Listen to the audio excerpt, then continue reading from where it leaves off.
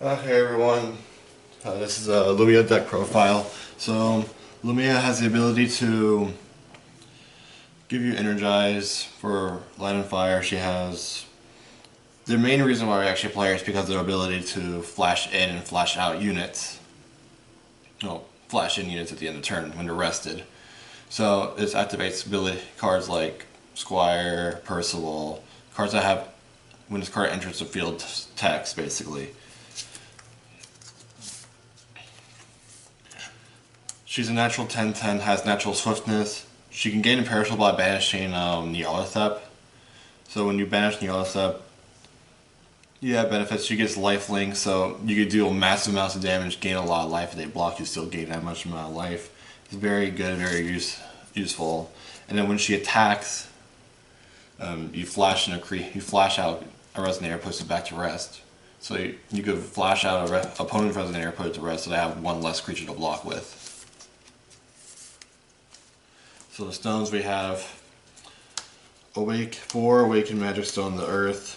Basically this is Lumia Stone, Light Fire, and then if you're a Light Ruler, aka Lumia, Melium 0, you restand them for free. So you basically Judgmented for free. We have basically 8 sources of Heat Ray. So Light Fire is mainly the majority of the colors in this deck. And then we have 2 Rulers of Memoria. You have around 9 Regalia, I believe, in this deck because this is playing a Night Engine. So Rulers of Memoria is nice. Plus, is another red-white color to add more consistency to the deck. Next on to Resonator. Well, Resonators. Grant the spells. We play 4 Perceval. We're playing a Night Engine. So we have 22 targets, I believe I counted earlier, to search off with Perceval. So it's really unlikely that you're going to miss with Perceval. The fact that when you swing with Perceval, and then you could flash her back in the end of the turn is very useful. You can also sack her off to prevent bows from killing the Resonators. So if they bear bow, it's like, okay, sacrifice it, no longer dies. The fact that it searches off Knights and Regalias. So you have a constant fuel. Then for Gawain, as you notice, we're playing a Knight package. I said it earlier. Gawain is very strong. Gives all Knights at the round table +2/+2, and then when he attacks or blocks, he rests as another unit. So when you're attacking with him, you rest at the end of turn. You flash him back in to put into play, so he's able to block again and then rest another unit. That allows you to be able to freely attack the next turn. As you see, this list will be completely different from the list I played on the video because it's from editing. So I'm playing 4 Lancelots. I'm playing a Night Engine, why not? There's 10 sources of red, so I can't really miss this drop anymore. I got rid of the American Dream Girl build, sadly. I wanted to Captain Hook people to death, but sadly it's not the dream anymore. So he's a 6/6 body with swiftness. Everyone knows Lancelot by now. He has the ability to pump himself up by paying a redstone. With Gawain's, he becomes easily big body, and then he doesn't kill his own allies as well because of Gawain's and Perceval's. And then we play 2 Boars. Boars is very strong, it's very nice. When it enters the field, it gives a target Knight round table +4/+4, and then when it attacks, it gives another Knight round table +4/+4. So basically, you get attack. He enters the field, target Lancelot, swing with Lancelot for 1,000, restand Lancelot at the end of turn, or like even himself, you can target himself as well, deal 1,000. Like it's insanity right there with Wars. Then we have the main Resonator of the deck. We play 3 of her. Nyarlathotep. Nyarlathotep, she's able to you could pay a light to remove something temporarily, but there's a Q combo that will remove it permanently. I'll tell you later about it. So, and then her red one is you pay a chant spell for free, basically, for the extra red. She has a limit counter of 1, so when she attacks, she basically goes back to your hand. If she is flashed back in with Lumia, she comes right back into the field. She'll remain to keep that limit counter. Just to let you guys know that. Unless I'm wrong, then tell me otherwise in the comments below. I don't know everything about the game, I just play it. I play 2 Glorius. Glorius is very strong, a very reactionary card. Against lit his pellets, so it would have been really strong against him as well because he was swung with Griffin. I could just pop Griffin, force him to use his ability, and then have a free turn. Have a next free play next turn, hopefully.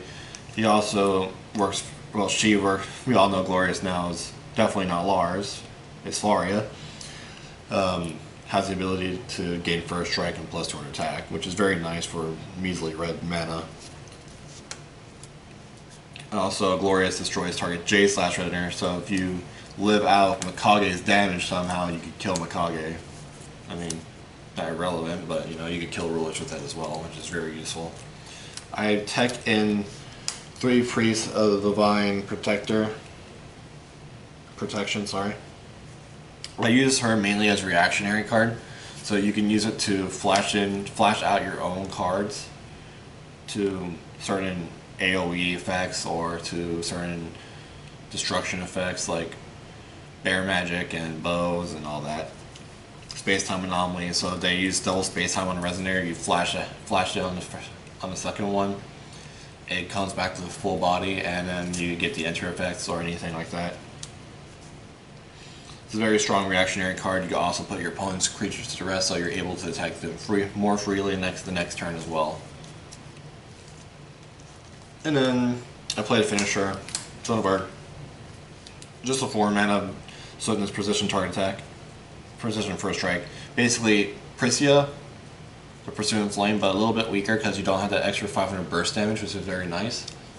But overall, she's still a very strong hitter. A nice late game finisher, and you know, just a nice looking body. One of my favorite Resonators came back from the game. I gotta play it, obviously.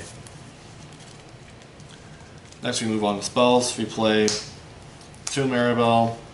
Marybell's basically there to make Lumia take more damage, also to destroy other regalias. Destroying deathscythe in the deck is a necessary must. Killing bows off is also very useful. Since we can't play heroes, we have to get rid of bows somehow. Unless you draw Lumia's Judgment, then that's another way to get rid of the bows, which I do play in the deck. I mean, in the off chance you can also have the ability to play it as a creature for 5 mana, but let's be honest, that's barely going to happen. Next, 3 Laevateinn. Even though Laevateinn isn't necessary in the deck, it is stronger than Excalibur in a sense because you can sacrifice Resonator to do multiple forms of damage. Also, to produce red is a little bit more useful than the light in a way. And sometimes you just need more red for cards like Lancelot, Nyarlathotep, Glorius, mainly Lancelot's, honestly. Also, you can pitch it to use Marybell's effect. Ramping is nice. 1 horn, staple, +2/+2 to ruler, can't deck out. That's all it is. You sacrifice it, throw either player's deck back into the deck, graveyard back into the deck, so you can use it either more offensively to throw away your opponent's discard, so if they have all the remnant spells, you throw away their entire discard back into the deck, or to refill your deck, which is most likely what you're going to be doing most of the time anyway.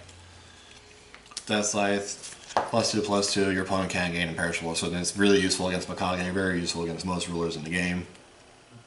Since everyone and their mothers are really regalias, I give imperishable. It's a staple as well. 2 Apollos. So this is what I was talking about with Nyarlathotep being able to permanently exile Resonators. So what you can do is pay white, target Resonator, and then on a stack, tap, exile, banish it, bounce back Nyarlathotep to your hand, and then that Resonator is permanently removed from the game. It's the same thing with Izanagi. It's just a lot cheaper, and you can't really abuse it because Reflection Frame is not here anymore, but you can still abuse it technically because you could recycle these back into the deck. Plus, giving your rulers flying is actually sort of relevant sometimes. Next we have 2 Lumia's Judgments. Gets rid of bows, deathscythe, forces them to use horn early, makes them get rid of their Leviathans. Basically, you just want to get rid of deathscythe and bows. That's all you really want to play this. You can use it to get rid of like floating Resonators like Crimson Red, like I did in the video earlier. It's a very strong card. It's very useful. I like it a lot. I haven't yet to build a side deck for this deck yet because I was still working on the main deck. And I really like the way the main deck's working right now.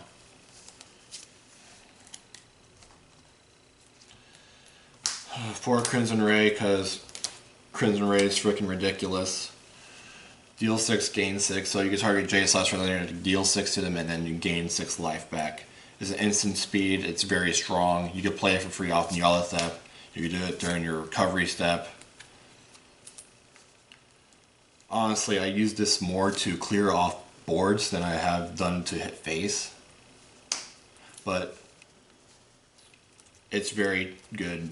It's very cheap damage. 2 mana for 6 damage is very nice. And to gain 6 as well. I mean, life gaining is a very limited resource in this game and is very useful. And then I played Meaning of Light and Fire as a 2-of card. Very good. It draws 2 potentially if you have a Light and Fire, 2 lights and a fire. Well, 1 light, 1 fire. Basically, it's draw 2 at that point. So what it does is, if you have, you could choose. Is it choose 1, draw, reveal top card of your deck, gain life, draw the card, or look at the top card of the deck, burn your opponent for as much life, draw a card. Or it's do both if you control light, fire, J/Resonator, draw 2 cards, and then you have to do it in the exact order. You don't get to choose the order, and you do the following text at that point. Well, that's all for the deck profile, guys. I'm sorry that I'm not really feeling all that good. Holiday blues are coming up. And you know, any suggestions would be appreciated. Leave comments down below. Leave a like. I'm trying to help this community grow more. I really just want Perceval to grow. I really love the game. And you know, I love the artwork, I love the people in my community right now, but I want to keep the community growing. I want this game to be strong and popular, like it once was in Grim Cluster. The game is improving from its fall off of SKL, and I hope it keeps on improving from there. Alright, but that's another discussion for another time. Alright, hope you guys enjoyed the video. Have a good day.